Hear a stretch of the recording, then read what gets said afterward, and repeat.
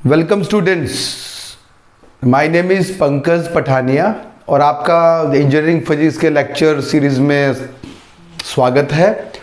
और हमने जो स्टार्ट किया था वो basically special theory of relativity start की थी और लास्ट हमारे टॉपिक्स जो हमने डिस्कस किए थे वो basically frame of reference, postulates of special theory of relativity and the Galilean transformation equation. और हमने ये भी पढ़ा था कि हमें स्पेशल थ्योरी ऑफ रिलेटिविटी की जरूरत क्यों पड़ी। अंडरस्टैंड?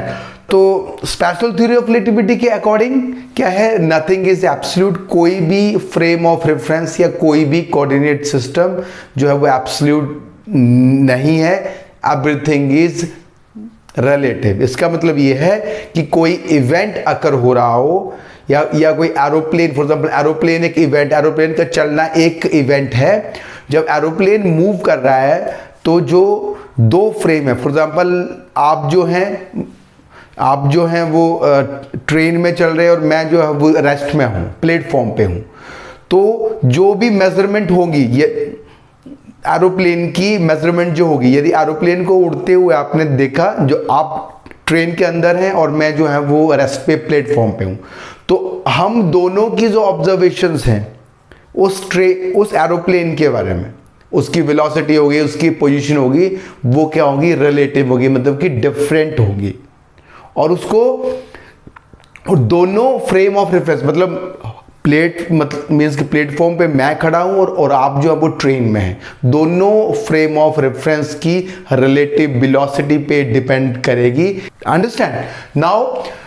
अच्छा, ये तो बात मतलब हो गई कि absolute frame of reference exist नहीं करती है। पर माइकलसन मोरले ने एक एक्सपेरिमेंट किया, उसने 87 में उसने ट्राई किया कि नहीं, कि एक एब्सोल्यूट फ्रेम शायद एग्जिस्ट करती है। उसने एक कोशिश की कि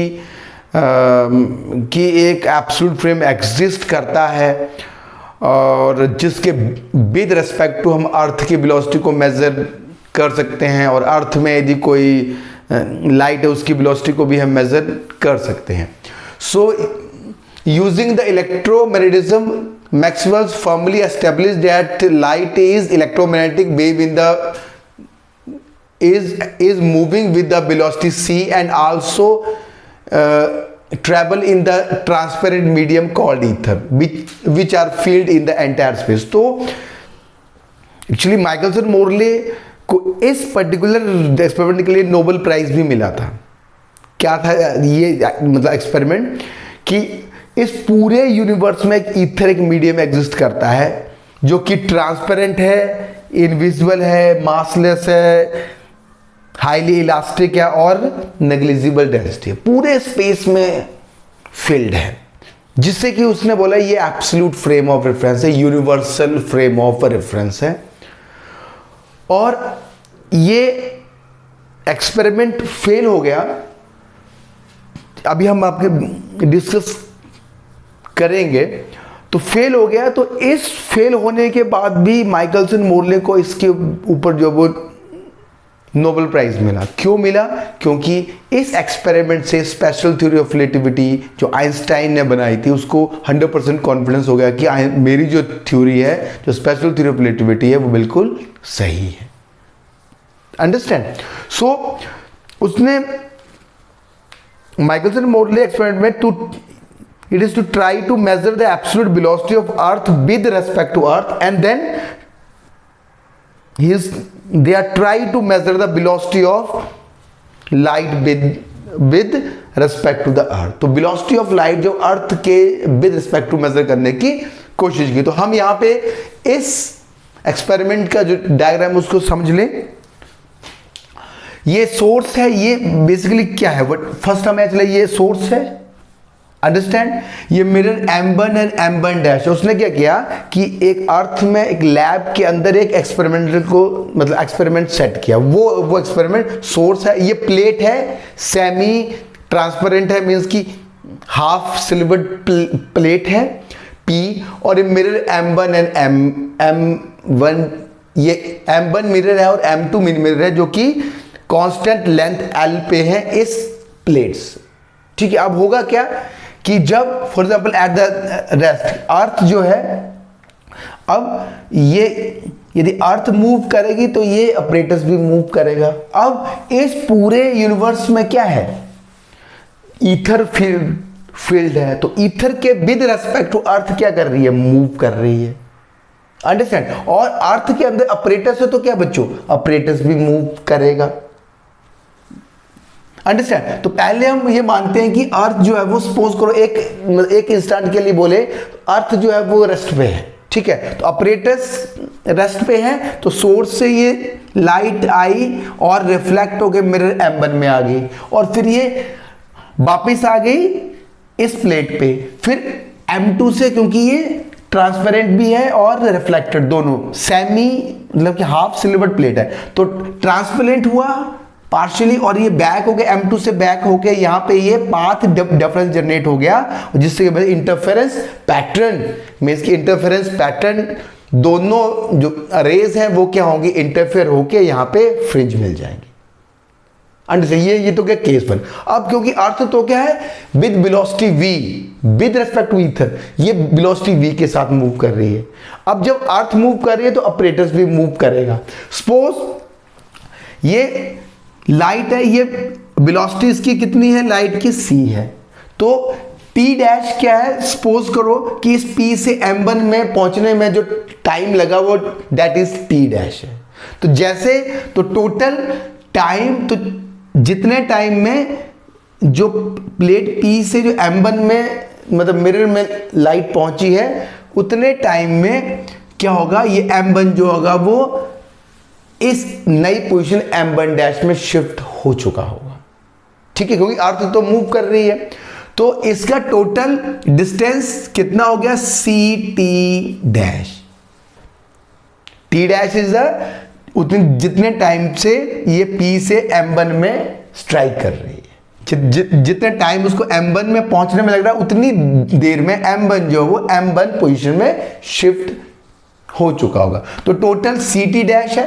अब टोटल डिस्टेंस कितनी, यदि वेलोसिटी अर्थ की v है और t डैश जो है वो इस प्लेट से मतलब मिरर M1 तक पहुंचने का टाइम है, तो टोटल डिस्टेंस कितना हो गया M1 और M1 डैश के बीच, दैट इज vt डैश।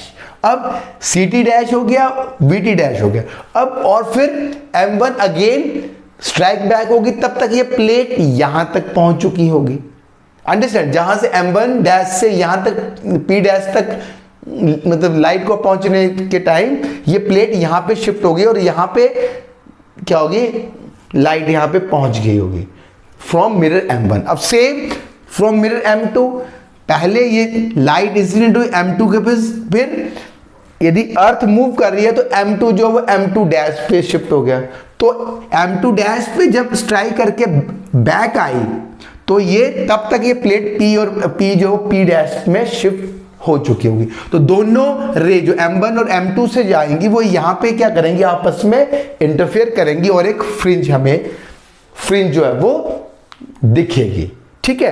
तो माइकलसन मोरले ने क्या अपने थ्योरेटिकल मेथड से ये प्रूव करने की कोशिश की, तो इन दोनों टेलीस्कोप में T और T डैश में फ्रिंज का शिफ्ट आएगा। दैट इज ब्लैक वन जो portion, that is the telescope T जो मेजर किया, और T डैश जो है वो मेजर किया इस टेलीस्कोप जब जो है वो ऑपरेटर्स जो प्लेट यहां तक पहुंच गई होगी, ठीक है बच्चों। तो ये शिफ्ट फ्रिंज शिफ्ट जो है वो थ्योरेटिकली कैलकुलेट किया कि दोनों मिरर M1 और M2 से जो टाइम डिफरेंस आया वो उसने थ्योरेटिकली कैलकुलेट किया, क्योंकि मिरर M1 जो है वो परपेंडिकुलर है इस प्लेट के, और जिस डायरेक्शन में अर्थ मूव कर रही है उस डायरेक्शन में M2 मूव कर रहा था, तो दोनों के बीच में टाइम डिफरेंस आएगा, और इस टाइम डिफरेंस की वजह से फ्रिंज शिफ्ट आएगी, जो कि थ्योरेटिकली उसने कैलकुलेट करके बताई, जो कि हम अभी डेरिवेशन में करेंगे। पर एक्सपेरिमेंटली जब इस एक्सपेरिमेंट को एक्सपेरिमेंटली परफॉर्म किया गया, हर जगह जा जाके मतलब वर्ल्ड के हर कॉर्नर में जा जाके हर टेम्परेचर पे इसको परफॉर्म किया गया, तो कोई भी फ्रिंज शिफ्ट नहीं आई। इससे ये प्रूव हो गया कि कोई भी एब्सोल्यूट फ्रेम जो एग्जिस्ट नहीं करती है। अंडरस्टैंड। और इसी से ही पता चला कि स्पेशल थ्योरी ऑफ रिलेटिविटी जो थी वो वैलिड है for the higher speed. Understand. अब हम यहाँ पे टाइम डिफरेंस कैलकुलेट करेंगे। कौन सा time difference? The light has reached at the plate P dash from mirror M1 and from mirror M2। दोनों के बीच में हमें टाइम डिफरेंस कैलकुलेट करना है, क्योंकि टाइम में मतलब डिफरेंस आएगा, क्योंकि एक मिरर जो है वो डायरेक्शन ऑफ लाइट के परपेंडिकुलर है और एक जो है वो अलोंग द डायरेक्शन है। Understand? Now our aim is to calculate the time difference. Now derivation.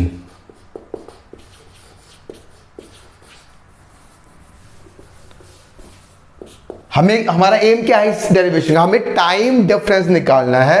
M क्या है इस डेरिवेशन का?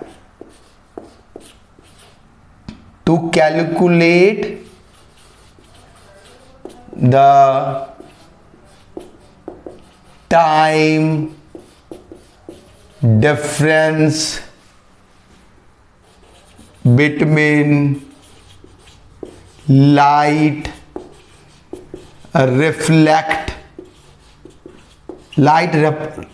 reflected from mirror M1 and M2 at P dash। तो इस डेरिवेशन का एम हमारा to calculate the time difference between the light reflected from mirror M1 and M2 at P dash. मतलब M1 M dash हो जाएगा, M2 M2 dash. तो इन दोनों mirror से जो प्लेट पे रिफ्लेक्ट आएगी और हमें यहां पे फ्रिंज शिफ्ट को कैलकुलेट करना है। तो पहले हम बात करते हैं mirror M1। First case, time taken by the light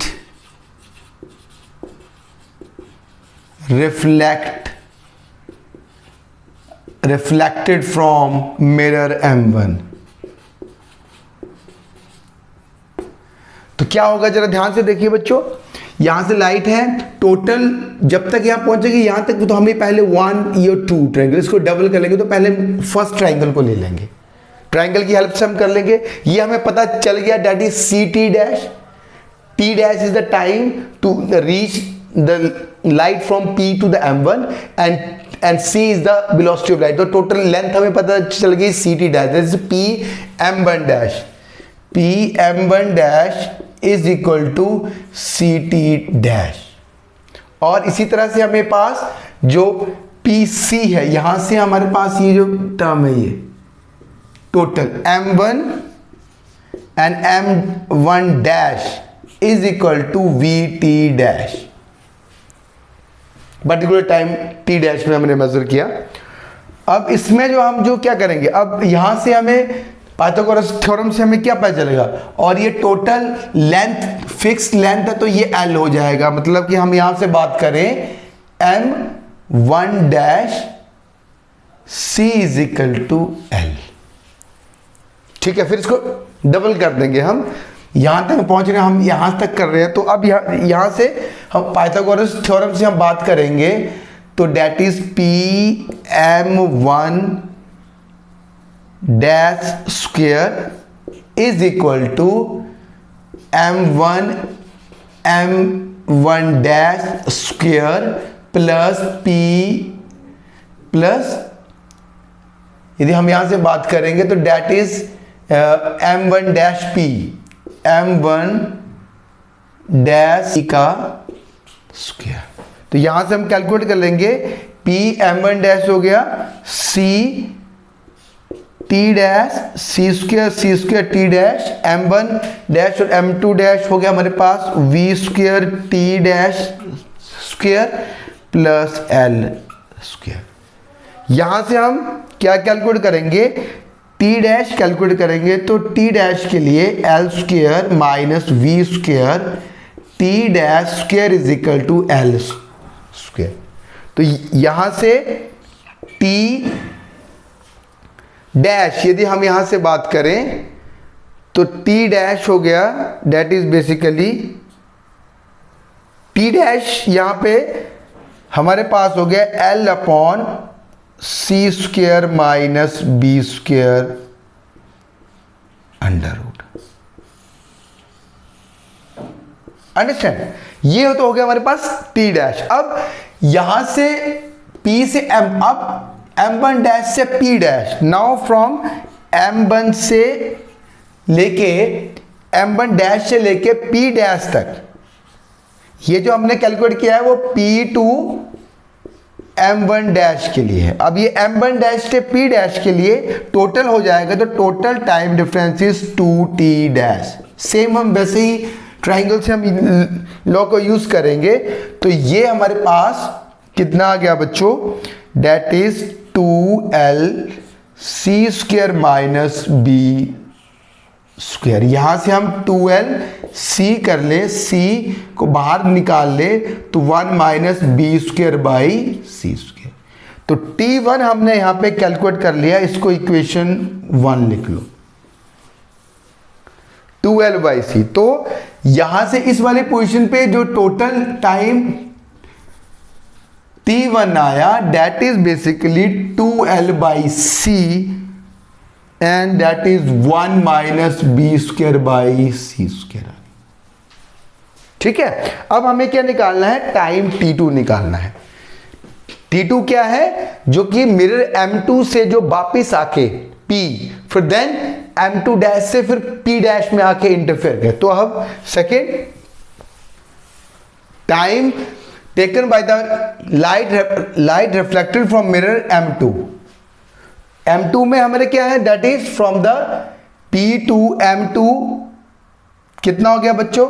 यदि हम यहां से बात करें तो जाते टाइम जब हम m2 पे जा रही थी बच्चों, तो टोटल, क्योंकि जो लाइट की डायरेक्शन है वो अकॉर्डिंग क्या है, उस डायरेक्शन में जो है वो लाइट मूव करके m2 में स्ट्राइक कर रही, तो कितना टोटल कितना होगा, time t2 is equal to l upon c minus B plus l upon c plus B. अब ये c माइनस बी और c प्लस बी क्या है, जब लाइट मिरर m2 को अप्रोच कर रही है तो उसकी वेलोसिटी, क्योंकि v तो टोटल वेलोसिटी कितनी होगी लाइट की, c माइनस बी, और जब वो अपोजिट डायरेक्शन में आएगी तो टोटल वेलोसिटी होगी c प्लस बी।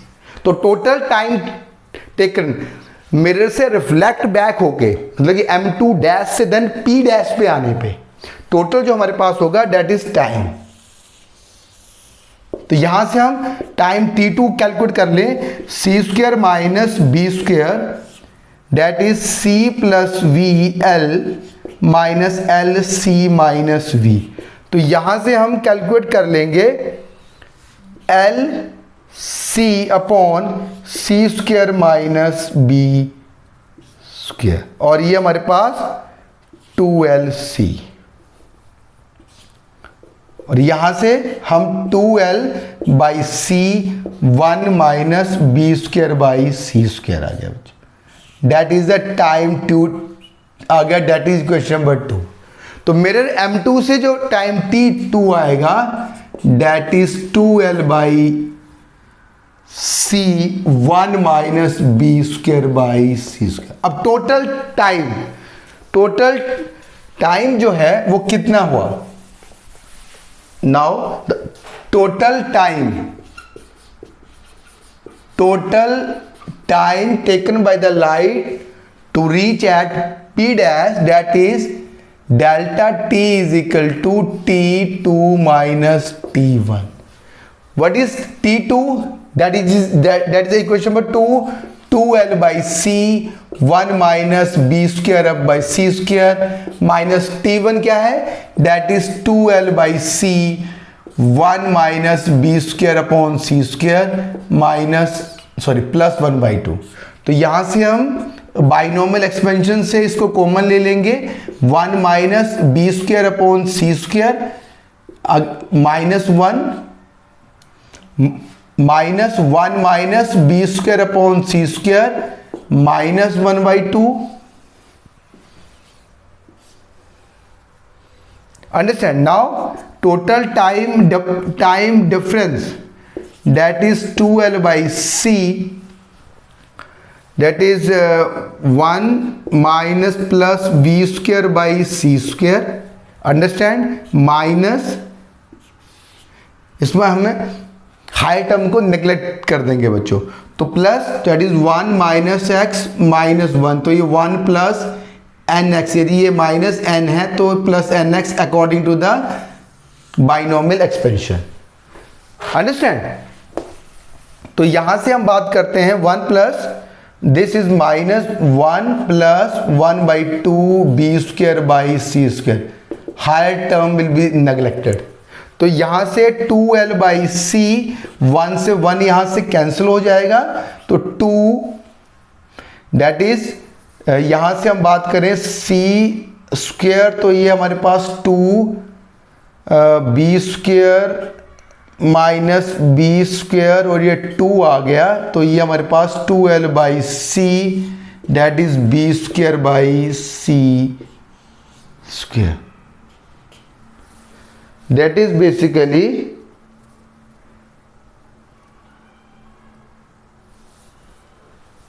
तो यहां से ये 2 से 2 कैंसिल हो गया, तो ये हमारे पास टोटल आ गया एल बी स्क्वायर अपॉन सी क्यूब, तो टोटल टाइम डिफरेंस जो दोनों के बीच में आया वो ये टाइम डिफरेंस जो हमने कैलकुलेट कर लिया, दैट इज इक्वेशन नंबर 3, ठीक है। अब हम बात करते हैं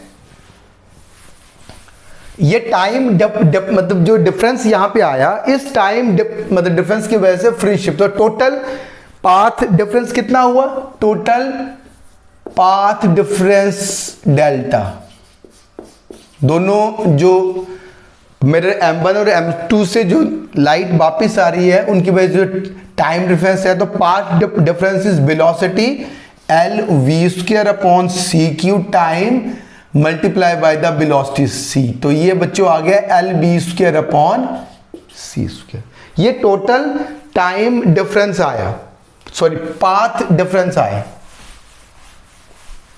अब इस पाथ डिफरेंस की वजह से जो फ्रिंज में जो शिफ्ट होगा, थ्योरेटिकली उसने कैलकुलेट करा कि सपोज करो कि एक फ्रिंज जो है वो यदि पाथ डिफरेंस लैम्डा है, if the path difference is lambda then the one fringe shift will be there, understand. तो यदि पाथ डिफरेंस इतना है तो total fringe shift n is l v square upon c square और 1 by lambda,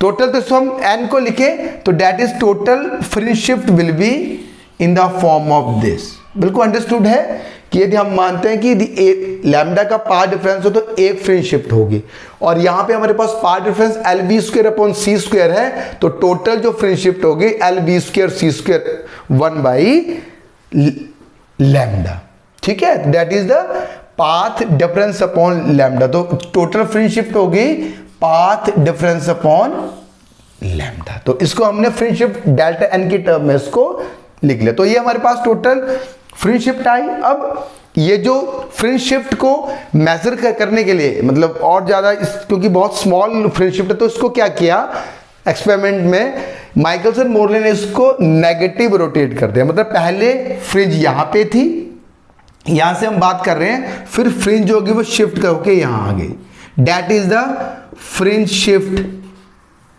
ये जो हमारे पास जो ब्लू वाला जो हम बता रहा हूं that is the fringe shift, तो ये जो फ्रिंज शिफ्ट है, अब क्या किया कि पूरे के पूरे एक्सपेरिमेंट को 90 डिग्री रोटेट किया, मतलब M1 M2 हो गया और M2 जो है वो M1 बन गया, तब क्या हो गया, तब अपोजिट डायरेक्शन में ये फ्रिंज शिफ्ट हो गई, तो टोटल जो फ्रिंज शिफ्ट उसने मेजर की theoretically that is basically that is 2l double हो गई, 2 टाइम्स हो गया 2l v square c square lambda. अब ये फ्रिंज शिफ्ट की, तो सपोज करो कि हमारे पास L जो है वो 11 मीटर है, C जो है वो 3 इंटू 10 की 8 मीटर पर सेकेंड है, ठीक है, और वेलोसिटी हमारे पास अर्थ की वेलोसिटी 3 इंटू 10 की 4 मीटर पर सेकेंड है, अंडरस्टैंड, और हमारे पास लैम्डा जो है वो 550 नैनोमीटर है, मीन्स कि इसको 5.5 इंटू 10⁻⁷ मीटर है। जब आप इन सब वैल्यू को यहां पे पुट करेंगे तो delta N should be equal to 0.4। ये काफी मेजरेबल क्वांटिटी है, ठीक है। अब ये जो फ्रिंज शिफ्ट, एल यहां पे 11 मीटर है और सी हमें, और velocity of the earth is 3 × 10⁴ metre पर सेकेंड, और लैम्डा जो है वो 550 नैनोमीटर है। जब आप इसकी यहां पे वैल्यू पुट करोगे then you can find delta N is 0.4। तो ये जो फ्रिंज शिफ्ट तो थ्योरेटिकली तो कैलकुलेट कर दी, पर जब इसके ऊपर एक्सपेरिमेंट परफॉर्म किया गया लैब में और हर कंट्री में जाके डिफरेंट प्लेस में जाके माइकलसन मोरले ने ये एक्सपेरिमेंट किया, तो ये जो फ्रिंज शिफ्ट थी वो नहीं दिखी। No is equal to 0। इसका मतलब ये हो गया कि कोई भी absolute frame of reference exist नहीं करती है। ईथर की ईथर एग्जिस्ट नहीं करता है, एवरीथिंग इज रिलेटिव। और कोई भी जो है एब्सोल्यूट और you can say universal frame of reference जो है एग्जिस्ट नहीं करती है। We have explanation of negative result. Explanation of negative result. ये 2 नंबर का क्वेश्चन आता है। अब ये जो कई सारे साइंटिस्ट बीच में आ गए कि ये शायद फ्रिंज शिफ्ट क्यों नहीं आई, इसका मतलब उन्होंने एक्सप्लेन करने की कोशिश की कि एक्सपेरिमेंटली नो फ्रिंज शिफ्ट और थ्योरेटिकल मेथड से फ्रिंज शिफ्ट है। तो एक्सप्लेन करने की कोशिश की for this ether drag hypothesis. ये आपको क्वेश्चन आ सकता है, explain the negative result of Michelson Morley. तो ईथर ड्रैग हाइपोथेसिस, तो ईथर ने बोला कि शायद एक्सपेरिमेंट ईथर ड्रैग हाइपोथेसिस में कि शायद जो है वो एक्सपेरिमेंटल इसलिए नहीं आ पाया कि जो टोटल जो शायद ईथर जो है वो अर्थ के साथ मूव कर रहा है, ड्रैग हो रहा है।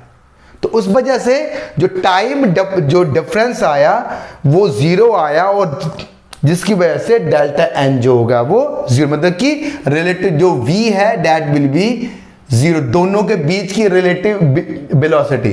तो v जब 0 होगा तो t1 जो होगा वो इक्वल टू t2 हो जाएगा।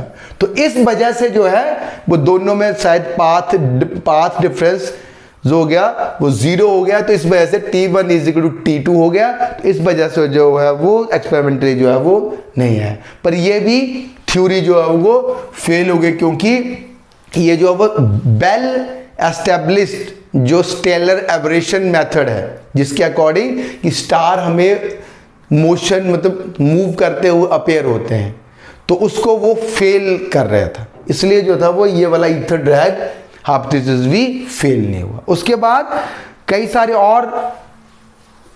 और जो साइंटिस्ट थे दैट इज फिल्जल गर्नाल्ड। सेकेंड इज बेसिकली फिल्जल गर्नाल्ड ने ये कहा कि शायद जो थी शायद ये हो सकता है कि जो जिस डायरेक्शन में जो है वो मिरर मूव कर रहा है, मतलब अर्थ मूव कर रही है, ऑपरेटर्स जो है जो मिरर M2 जो वो मूव कर रहा है उस डायरेक्शन में शायद लेंथ जो होगी वो कॉन्ट्रैक्ट हो रही होगी। तो उस वजह से टोटल टाइम जो है वो डिफरेंस नहीं आ रहा होगा। पर ये भी ये टोटली मैथमेटिक्स था, ये इसको भी थ्योरेटिकली एक्सप्लेन नहीं कर पाए, तो इसलिए जो था वो नेगेटिव रिजल्ट, मतलब कि ये एक्सप्लेन करने में ये भी फेल हो गए कि जो फ्रिंज शिफ्ट जो वो एक्सपेरिमेंटली क्यों है। तो इससे ये प्रूव हो गया कि जो velocity of light will be same in the all direction. यहाँ पे तो हम अलग अलग टाइम मतलब डिफरेंस निकाल रहे थे, पर अब ये प्रूव हो गया कि जो वेलोसिटी ऑफ लाइट जो वो हर डायरेक्शन में सेम है और कोई भी एब्सोल्यूट फ्रेम एग्जिस्ट नहीं करती। Everything is the frame of reference dependent, or you can say that the relative to each other. Thank you very much.